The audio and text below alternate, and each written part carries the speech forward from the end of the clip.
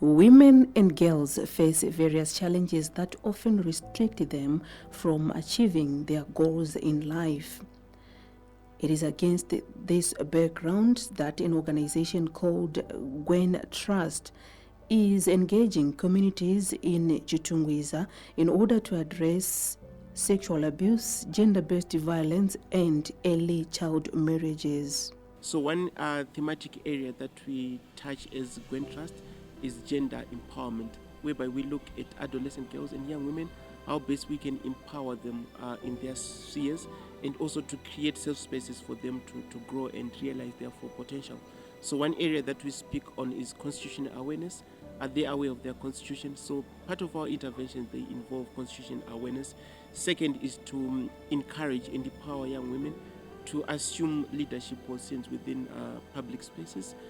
So their realization of decision-making platforms, it enhances their participation, not only participation, but meaningful participation in spheres that determine their welfare and development. Kwasikana ma-rape cases ari kuwanda and then obva vaita vamwe vachona vanorepwa, ukarepwa nerelative kazhinji unogona kunetsikana kuti wonotaurira kupo enda kupi, saka panenge pane verbal abuse, pachishanda futi physical abuse and then sexual abuse. Ndopavanenge varepwa. Pa-verbal abuse ndopavanenge vachitaurirwa zvekudzvanyirirwa, zvekuti vakada kuti vaudze umwe munhu kuti avabatsire kuti vanonoripota sei, anodzwa kunzi hama kana kuti ichi, and then vamwe vasikana they end up vangori vasina vabatsira kana kuita sei, vongoramba vakadaro musociety medu zvinowanikwa. Matambudziko atiri kusangana nawo sesu munomu semucommunity yekunoku, like tikaenda kuzvibhorani kunochera mvura, pane mabhoho mashawa ari kwayai, vanototanga vatokuti danana nezvo kuti tiwane mvura. And then by then unenge utori mwana wechikoro uchizoda kutanga wamukira kuenda kuchikoro, wototanga watona ringi mashawa wewe ipapapo bhoho mashawa kuti uchere mvura. Ukasadanana naye dzimwe nguva unotoenda kumashure nenyaya yekuti water committee yedu yekunoku hatina kunyatsotsarukana. Plus zvimwe zvacho ndezvekuti kunoku mvura iri kutinetsa seChitungwiza. Concerned with the rise in cases of gender-based violence, Gwen Trust has adopted the mobile cinema as an intervention to deal with the menace. The organization mobilized the people in the community so that they can watch the movie China in the community hall. So today we are talking of a community cinema drive that is funded by FEPA, whereby we are tapping on different age groups, including young women, to say how best can we create a platform for them to be engaged in a discussion. So that discussion, it informs them as key drivers within a community to say their contribution or their participation is key, because we want to hear their voices and we want to hear their priorities and their experiences. So that forms the intervention that we do as an organization. The movie is exceptional in the way it exposes the struggles young people go through to reach their goals. The use of the mobile cinema encourages discussion on the various issues that affect young women and girls. The dialogue now is to tap on key issues that we could have recorded when we were playing the movie. For instance, today we are playing China. So China, it has key issues that are responses to how young women survive or experiences within different experiences as they grow up. So it's also one key area that we saw to facilitate and engage these young women to participate and hear their voices. And at the end of the day, we map a way forward that is informed by their contributions. Video yatatishona mukati umu iri kutiratidza kuti unofanirwa kumira pazvinhu zvako semunhu ari pachokwadi, like musikana anga achishungurudzwa achiita zvinhu zvake zvekumira on the ningirikini yemairrigation, usvikira guku wake vazoshaya, vamwe vachida kuuya kuzomuka mufota, but angoramba akazvimirira semunhu anga achida kuita zvinhu zvake semunhu wemudzimai. The movie China is a media initiative meant to empower adolescent girls and young women. It is being used as a case study to address problems that affect girls at household level. We have what we can refer to as a multi-dimensional analysis, whereby we have different dynamics within households. But if we are having households that are different, how different are they? So we are tapping on the vulnerability status of different households. For example, we are talking of a woman-led household. There are different challenges that come from a woman who is leading a household. We are talking of income opportunities. We are talking of patriarchal connotations. We are talking of social norms and values that places a woman at a certain level. But now, how does that woman become a shock absorber to those issues happening within the community? So from China, we are seeing one household where China is coming from after the passing on of her grandmother. How now did she adjust to the consequences or the impact or the effects that come with one girl being an orphan, and also coming also from a social environment whereby there is a peer network that influences also her decisions. But now we are saying, as an organization, as Gwen Trust, how are we empowering these young women, these young girls to be prepared of these situations that come within a community? But at the end of the day, after we see the movie, now we are doing a preparatory position for these young girls to be prepared for these situations and to have an informed position on overcoming those challenges and to remain resilient in achieving the goals that they want. Taona mwanasikana aripwa uyezve zvaazoita kuti akwanise kuenda kumapurisa, uyezve vazodzidzawo kuti ukarepwa unogona kuenda kuclinic unopiwa mushonga before 72 hours wekuti usabati chirwere kana partner yako repa yacho ine chirwere. China shows that despite challenges in life, it is still possible to overcome the difficulties, no matter how hard. Critical messages can be derived from the movie. So China was one of the movies that we selected. It had various critical messages that it endorsed. One is I highlighted the issue of a woman-led environment. Second, an orphan-led environment. That is a girl that is being subjugated as an object within a patriarchal society. But now as an organization, we say, how can we prepare these girls to overcome these challenges? And also the issue of teenage pregnancies is one of the key areas that came from the movie. Despite the situations that they face, are they saying early sexual activity is an option? But what are the effects that come with early sexual activities? Talk of STIs. One of the characters within the movie was contracted by STI. But now, if that is being the result, how is it affecting their goals as a girl in life? So all those issues, they underline the position that we need to prepare these young girls to overcome their challenges. One area was also the issue of peer pressure that comes from the movie itself. How are they addressing those issues? Because they have got friends. And how are they choosing friends? So the issue of peer network is also an area that we also engage them to discuss and see how best they do their checklist in choosing friends. And what are the effects of choosing a bad friendship? So these are some of the issues that we had in the movie. Kana apinda mu situation yakaita seya China, one has to go first to the police. Akaenda kumapurisa nyaya ikamangarwa, anoendaiswa kuchipatara kuti akwanise kupiwa mapiritsi anodzivirira HIV, ma-STIs and pregnancy within 72 hours. Kana China zvandikangofarira ndezvekuti munhu uya aisangoda kungotedzera vanhu. Zvamufana nemishamwari yake, iye aita zvakomana. But iye China ambodonzi danana nemukomana uyu nekuti ane chipo chebhora. Iye China mbaba ati aiwa ina ndidaro. Ndopa zvandikangofarira chete. Aisabvuma kufuririka kune vamwe vake. Aibatsabvuma kufuririka. Plus challenge yake ka. Zvandangofarira ainyanotirira gogo wake. Gogo wake aivatirira zvakapfurikidza. Manje isu vamwe vana vamazuva ano ka. Tichiti tikaudzwa nana gogo ka. Tongoti munozivei machembera. Plus futi age yamukakura haisiriwo. But ini China chandikangofarira zvangu ka. Anotirira gogo wake. I think it's the issue of perseverance. Like when you have something that you want, you put your focus on that and you make sure that you do everything that it takes to get it. And also that it's important to report any sort of abuse.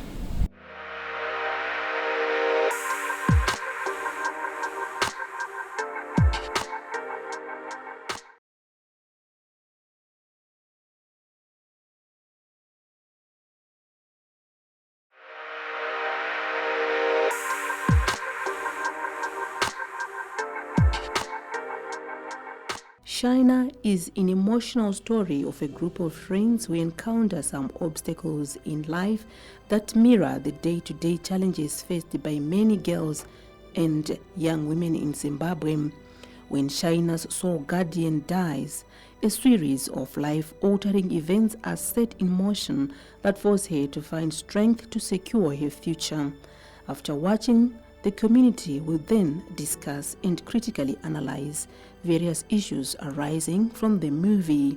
As a follow-up to the movie, the second part of the discussion is to sit under the tree now to discuss the issues that we reflected on during the movie and put them into context in Chitungwiza and how best we are preparing these young people to be responsible citizens and for them to achieve the goals that they want as persons within the community that we are operating in. Tanga tichidzidza through a film ratanga tichiona remusikana aigara nagogo, then gogo pavakafa ndobva atanga kutsvaga something chaimubatsira kuti akwanise kunyora ma-A levels ake. Paakatanga kutsvaga project akaona kuti aiwa kutengesa mazai was the best, ndobva atanga kutengesa mazai uku anga ane talent reengineering achigadzira ma-cages ake ekuti mazai ake aitikire imomo achihecha through heat. Ndobva atanga kuenda kuchikoro achishandisa mari iyeya, saka anga kunyatsotsvaga ma-exams A levels. Aiudzwa ma-advice nema-friends ake. Iyewo mukufamba akasangana na-uncle. Iye aifunga kuti awana a family member but asingazive kuti uncle vaitodawo something in return. Then ndobva musi webirthday rake ndobva uncle vamuti vada kucelebrata naye ndobva vaenda naye out, ndobva vamurepa saka iye anga kuda kuita fed up but ma-friends ake akamubuilda kuti adzoke in condition kusvika aenda kumapurisa amhangara case angovasungwa. Kana vachinge vangorepwa vanofanira kubva vatoenda kupolisi kunoripota and then after that vobva vaenda kuchipatara kuti vakwanise kubatsirwa nokuti unobva watestwa for HIV nokupiwa mushonga unodzivirira kuti usabatire chirwere as soon as the incident chingobva kuitika. Kazhinji pa72 hours munhu anobatsirika. Kune vanasikana ngatisateerere zvatinofurirwa nemashamwari edu, plus vakomana havana future mulife. Kune vanasikana havana future. Isusu zvatofanira kuita chete tofokasa nelife yedu, tofokasa nemabhuku edu. Tikafokasa nemabhuku edu tichiteerera maparents edu, life yedu inonaka. Kune zvavakomana izvezvi handiona hangu iri good idea zvekuputa tichifurirana. Kune vaya vanenge vapinda muna taisire vaka kuenda kuna kanoti mbuya vemuraini vanokwanisa kukubatsira. Anyone zvake, anyone wemuraini achikurei anokwanisa kutibatsira. Ndikaenda papolisi, zvanofanira nekuti ndiri munhu musikana, ndikaenda papolisi pane vanenge vachiona nezvekushungurudzwa kwevana kunyanya vanasikana. Vanonyatsokubata zvakanaka, vanyatsokuchengetedza, vanyatsotaura newe murudo. Zvanofanira nemupurisa pana Shaina akanyatsotaura naye zvakanaka. Uyezve tikateerera tikaenda kunoripota kesi yedu, mapurisa anenge ariko achatibatsira.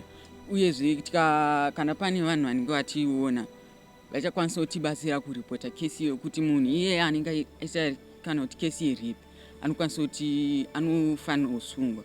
Through China, Gwen Trust seeks to reach adolescents, girls and young women in Chitungwiza by providing life-saving health messages on key issues such as poverty, pregnancy, maternal and child health, gender-based violence, malaria, and tuberculosis. We can say the interventions have been successful, and the successful part of it can be noted by the membership that we have reached. Secondly, on the number of cases that have dropped in terms of gender-based violence victims that had limited knowledge in terms of the legal pathways to take after they have been exploited. But now we can see with the evaluation that we conduct time and again, to see if these cases are being dropped, and also working together with the Zimbabwe Republic Police, specifically to the Victim Friendly Unit department that we work with. As you have noted today, we have police that are amongst us, so the issue of stakeholders engagement is a success story in itself, because as an organization we cannot operate by ourselves and realize full potential, but with the participation of other stakeholders in our programming, it helps us to achieve positive results because of the concerted efforts from other stakeholders. Zvakakoshera kuti tikaona film iroro, then isusu tinova necourage yekuti tikaitwa sezvaitika mufilm iroro tinomhangara as soon as possible. Shanduko yatiri kuona ndeyekuti vakuzivawo kodzero dzavo, hatina kungotangira pakuvashedza kumasinema aya, tinotomboita mamwe maprograms kumashure uko zvakafanana neyatakamboita last time yezvibhorani, vanasikana vangu vanyanya kushungurudzwa pamawater points aya, asi nekuda kwemaprograms aya vakuzivawo kodzero dzavo uye zvekuita kana vashungurudzwa panzvimbo dzinenge dzakaidaro. Now mucommunity takunokurudzirana semadzimai kuti kana senge kana uori huchiuya ngatibatanei semadzimai toenda tonosimudzirana, like kana kuti pakanzi paita kesi yekuti mwana anga achishungurudzwa nemubereki, tinogona kusimuka tonoona weGwen kana kuti tonoona weshamwari mwanasikana kuitira kuti madambudziko akadaro anga achipera muno muchitungwisa. Shaina draws society's attention to the obstacles and violence the young girls shoulder every day as they seek to realize their dreams.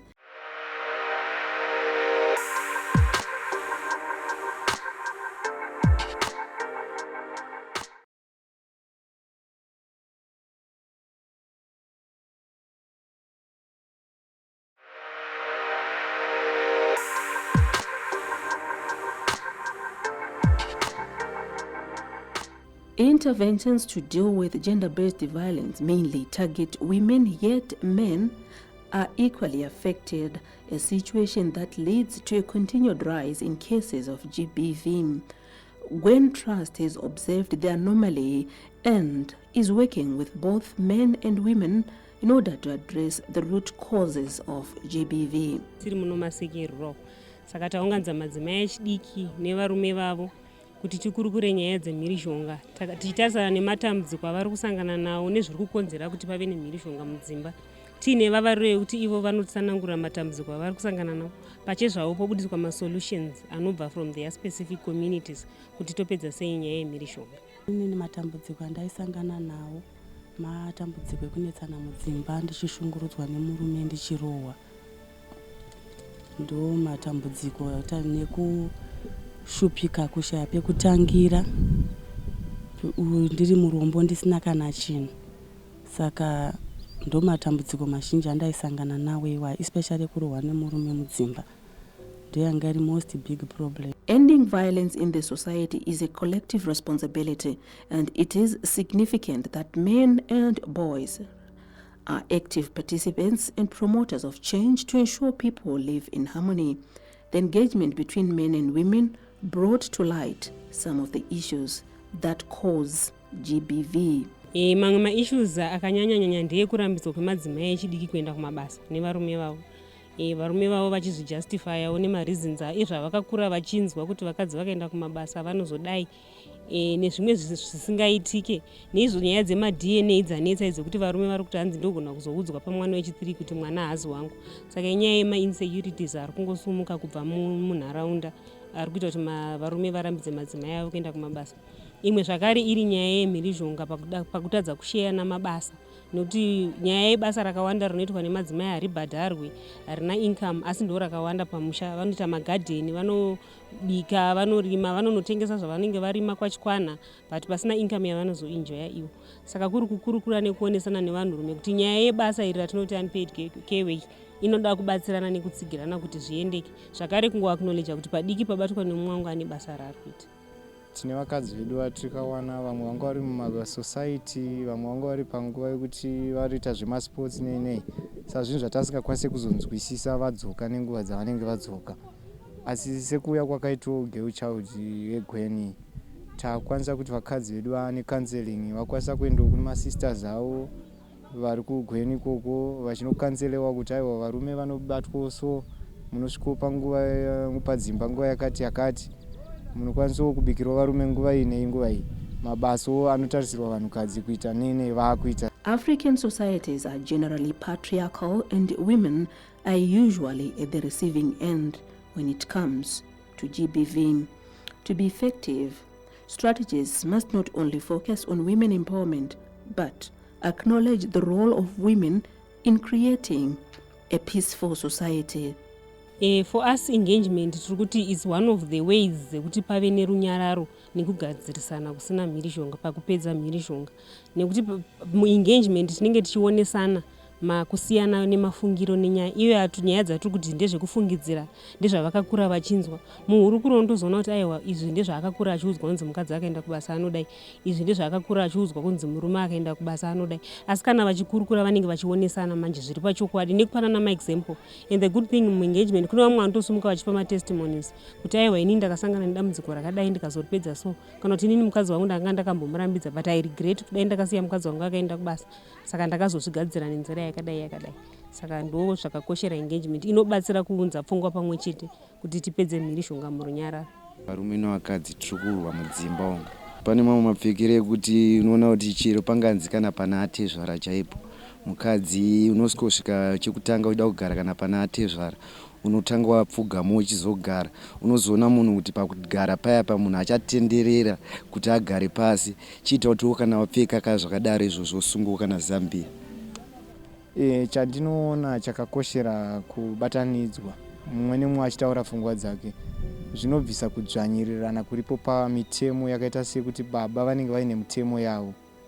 Mukadzi kwaakabvawo pamwe kumwe kwacho anga asingapiwe mutemo, asi azororwawo anenge akusangana nemitemo yakaita sekuti pano hapaitwe izvi neizvi.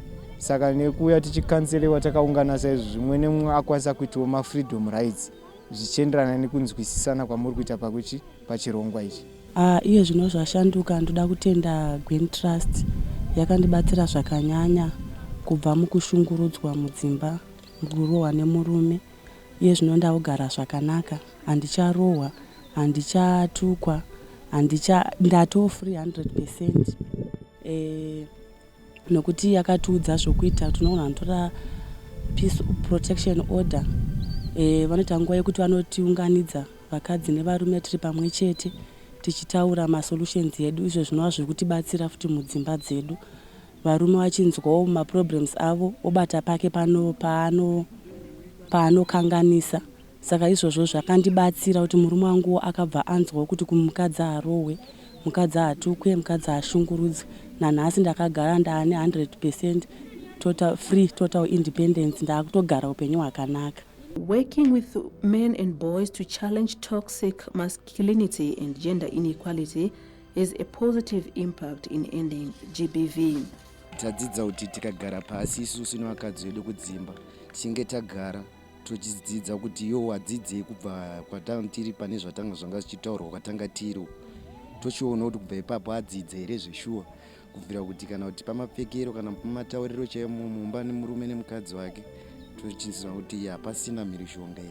Ndingangoti segore rakunopera, varume dai vaedza kunzwisisa kuti vakadzi kana wamutora anenge akafanana nemwana wako, munhu ada kutogarwa naye pasi, tichionesanawo kuti izvi neizvi zvakanakira chakati, izvi zvakaipira zvakati. Naizvozvo pamwe tingakwanisa ngoti rudo rwedu rurambe ruchienda mberi.